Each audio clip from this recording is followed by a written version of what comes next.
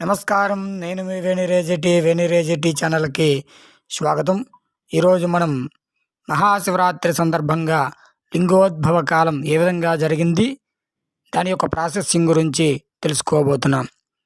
పూర్వం ఒకానొక సందర్భంలో బ్రహ్మదేవునికు విష్ణుదేవునికు తానే గొప్ప అంటూ అహంకారం కలిగినటువంటి స్థాయిలో అది కాస్త తీవ్ర రూపాన్ని దాల్చింది, యుద్ధ స్థాయికి చేరింది. లోకాలన్నీ కూడా ఆ యొక్క తగుతంటాలలో భీతిల్లి తరుణంతో చంద్రశేఖరుడు హరిబ్రహ్మలకు జ్ఞానాన్ని ప్రసాదించాలనుకున్నాడు. వెంటనే వారి ముందు ఒక దివ్య తేజరాశిని, ఆద్యంతాలు తెలియనటువంటి స్తంభం గల రూపాన్ని అవతరించాలా చేసిన. అప్పటిదాకా అక్కడ ఏమీ లేనటువంటి సందర్భంలో ఆ దివ్య తేజో స్తంభము ఏమిటో అని అర్థం కాని పరిస్థితుల్లో హరిబ్రహ్మలు యుద్ధమానం మాని విశ్వోత్యాన్ని పొందారు. వెంటనే పార్వతీ వల్లభుడు తన దివ్యలీల విలాసంతో వారికి ఒక పరీక్ష పెడతానని చెప్పి ఆ స్తంభం లింగాన్ని అగ్రభాగాన్ని ఒకరు, అడుగు భాగాన్ని మరొకరు చూసి రావాలని, ఎవరు ముందుగా వస్తే వారే గొప్పని, వారికి సర్వ ఆధిపత్యాన్ని కూడా ఇచ్చిదనని చెప్పిన. వెంటనే బ్రహ్మ హంసరూపుడై ఆ తేజోలింగ రూపాన్ని దర్శించటానికై బయలుదేరి అగ్రభాగానికి చేరుకొనటానికి బయలుదేరును. విష్ణువు వరాహరూపుడై ఆ లింగ మూలము ఎక్కడుందో తెలుసుకోవటానికి పాతాళానికి వైపు ప్రయాణించును. హరిబ్రహ్మలకు ఆ దివ్య తేజోరాశి ఆద్యంతాలు ఎంతకీ కూడా అంతుపట్టలేదు. ఇంతలో పైనుండి ఒక కౌతుకము, అంటే మొగల పువ్వు రావటం హంసరూపంలో ఉన్న బ్రహ్మ చూసెను. ఆ బ్రహ్మ మొగల పువ్వును ప్రలోభం పెట్టి తాను ముందుగా తేజోరాశి అగ్రభాగాన్ని చూశానని చెప్పుకోవటానికి సాక్ష్యంగా ఉండమని కోరెను.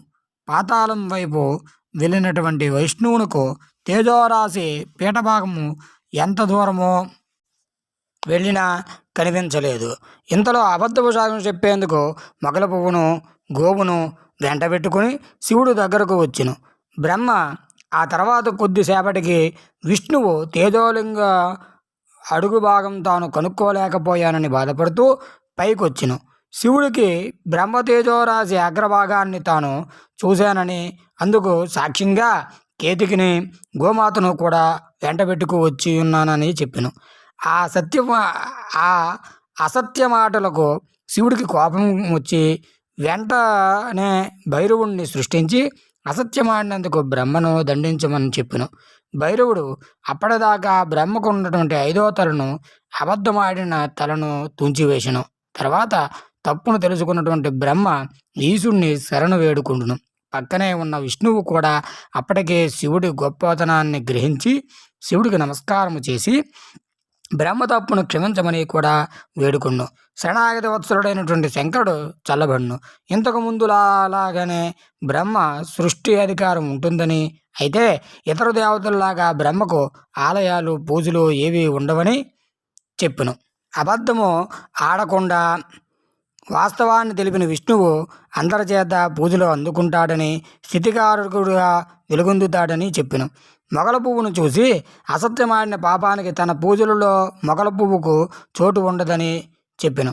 అయితే ఆ కేతుకీకి శివుడు పరిపరి విధములుగా ప్రణమిల్లింది. అందువల్ల భక్తవత్సలుడైన శివుడు అప్పటి కొంత శాంతించి శివపూజకు పనికిరాకపోయిన శివభక్తులు మాత్రం మొగల పువ్వును ధరిస్తారని చెప్పెను. అలాగే గోవును తలతో అబద్ధమాడినందుకు గోమాతకు పుష్టభాగంతో తోకతో నిజం చెప్పినందుకు ఆ యొక్క పూజలు పుష్టభాగానికి అందుకుంటారని చెప్పెను. ఈ కథ సందర్భంలో ఎంతటి వారైనా సరే అసత్యమాడితే పాప ఫలితాన్ని అనుభవించవలసి ఉంటుందని చెప్పినటువంటి ఈ నీతి సందేశము కనిపిస్తూ ఉన్నది. ఇది ఈశ్వర కటాక్షము.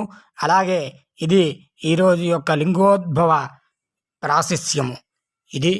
ఈ వీడియో కానీ మీకు నచ్చినట్లయితే లైక్ చేయండి, షేర్ చేయండి. మరిన్ని వీడియోల కోసం సబ్స్క్రైబ్ చేయండి. శుభం. జై హింద్.